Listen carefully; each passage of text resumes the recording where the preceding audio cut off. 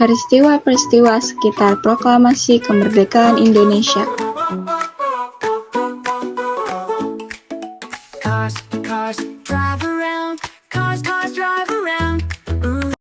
Peristiwa sekitar proklamasi kemerdekaan Indonesia dimulai dengan Perang Pasifik, BPUPKI, dan janji kemerdekaan Jepang kepada Indonesia.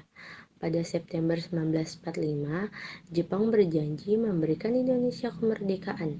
BPUPKI dibentuk pada April 1945 untuk menyelidiki persiapan kemerdekaan. Dipimpin oleh Dr. Rajiman Widioningrat, BPUPKI menyelenggarakan sidang pertama pada Mei sampai Juni 1945 yang menghasilkan 5 rumusan dasar negara yang diajukan oleh Ir Soekarno. Mufakat atau demokrasi dan kesejahteraan sosial, ketuhanan yang Maha Esa disebut sebagai Pancasila. Soekarno merangkum Pancasila menjadi trisila, yaitu terdiri dari sosial nasionalisme, sosial demokrasi, dan ketuhanan. Trisila kemudian diringkas menjadi ekasila, yaitu gotong royong. Panitia 9 dibentuk oleh BPUPKI untuk menyelesaikan rumusan dasar negara. Pada 22 Juni 1945, Piagam Jakarta lahir dengan prinsip-prinsip, yaitu ketuhanan, kemanusiaan, persatuan Indonesia, kerakyatan, dan keadilan sosial. BPUPKI juga membentuk 3 panitia terkait bentuk negara dan batas wilayah. PPKI kemudian diganti menjadi BPUPKI untuk mempersiapkan kemerdekaan Indonesia setelah selesai tugas pada 7 Agustus 1945. Pada 12 Agustus 1945, Soekarno, Muhammad Hatta, dan Rajiman Widioningrat bertemu dengan Marsekal Trautschi di Dalat, Vietnam, yang berjanji memberikan kemerdekaan kepada Indonesia pada 24 Agustus 1945.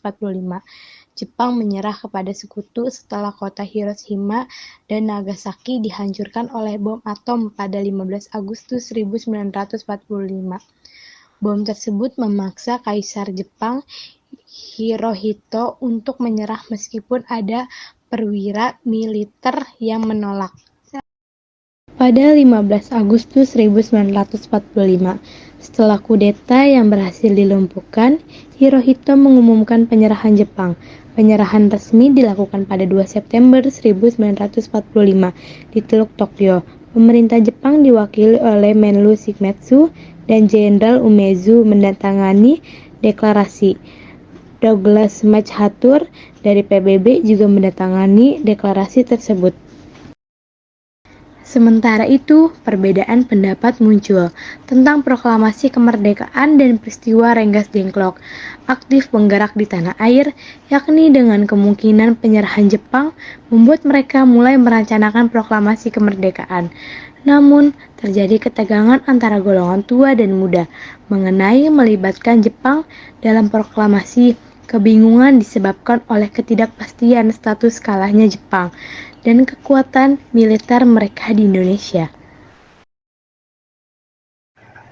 Pada tanggal 14 Agustus 1945, Jepang berjanji akan memberikan kemerdekaan kepada Indonesia pada 24 Agustus 1945. PPKI dibentuk untuk merencanakan pelaksanaan proklamasi. Tetapi golongan muda ingin proklamasi dilakukan tanpa campur tangan Jepang. Ketiga tokoh dari Vietnam mengabarkan hal ini dan Soekarno serta Hatta berencana menggelar sidang PPKI pada 16 Agustus 1945. Namun, pada tanggal yang sama Jepang menyerah kepada sekutu dan mulai menjaga status sambil menunggu penyerahan kekuasaan. Golongan muda seperti Wikana, Darwis, dan Khairul Saleh siap memproklamasikan kemerdekaan setelah menerima kabar penyerahan Jepang. Kemerdekaan diumumkan oleh Jepang kepada sekutu pada 15 Agustus 1945. Soekarno, Hatta, dan Ahmad Subarjo bertemu dengan perwakilan Jepang untuk memastikan kebenaran berita tersebut.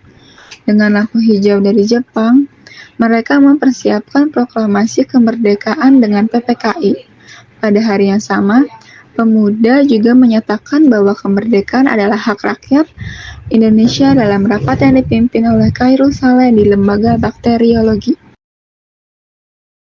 Pada malam 15 Agustus 1945, utusan pemuda membawa Soekarno dan Hatta ke sebuah rapat di rumah Soekarno. Namun terjadi perdebatan antara mereka yang ingin kemerdekaan secara legal dan para pemuda yang ingin proklamasi segera. Ancaman pembunuhan membuat Soekarno akhirnya dipaksa dibawa ke Rengas Dengklok pada pukul 4 tanggal 16 Agustus oleh sejumlah pemuda.